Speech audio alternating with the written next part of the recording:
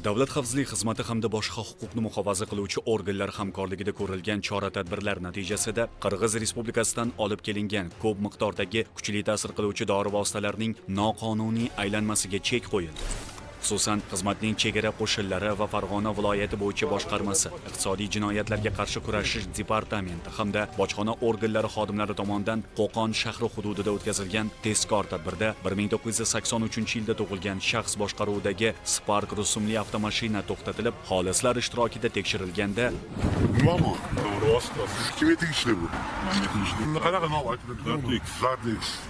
uning salon qismida jami 9960 dona Zardex kuchli ta'sir qiluvchi dori vositalari borligi aniqlanib, ashyoviy dalil sifatida rasmiylashtirib olindi. Boshqa holatda esa qo'shni davlatdan kuchli ta'sir qiluvchi dori vositalarini kontrabanda qilib Toshkent shahridagi jinoiy sheriklarga yetkazib berish bilan shug'ullanib kelgan Quvasoy shahrida yashovchi 1996-yilda tug'ilgan shaxs boshqaruvidagi Cobalt rusumli transport vositasi Namangan viloyatining Pop tumanida joylashgan yo'l patrul xizmati maskanida to'xtatilib ko'zdan kechirildi. Natijada avtomashina eshiklarining ichki qismida 8000 dona Zardex va 309 gramm gashish giyohvandlik vositalari yashirib qo'yilganligi ma'lum bo'ldi. Bag'dod tumanida qayd etilgan holatda Qo'qon shahrida yashovchi 1992-yilda tug'ilgan shaxs boshqaruvidagi Nexia rusumli avtotransport vositasidan 1691 dona Regapen kuchli ta'sir qiluvchi dori vositalari olindi.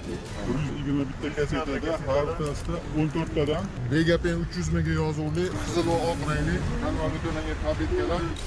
Farg'ona tumanida o'tkazilgan tezkor tadbirda esa mazkur tumanda yashovchi 2001-yilda tug'ilgan shaxs o'zining sherigi 1991-yilda tug'ilgan shaxs vositachiligida 1274 dona Regapen kuchli ta'sir qiluvchi dori vositalarini xaridorga 56 million so'mga sotgan vaqtida ashyoviy dalillar bilan ushlandi. O'tkazilgan tadbirlar davomida jami 20925 dona kuchli ta'sir qiluvchi dori vositalari va 309 gramm gashish moddasi olindi. Hozirda ushbu shaxslarga nisbatan tegishliligi bo'yicha jinoyat kodeksining 251 prim 1, 246, 273 moddalari bilan jinoyat ishlari qo'zg'atilib, barchasiga nisbatan qamoq ehtiyot chorasi qo'llanildi. Tergov harakatlari olib borilmoqda.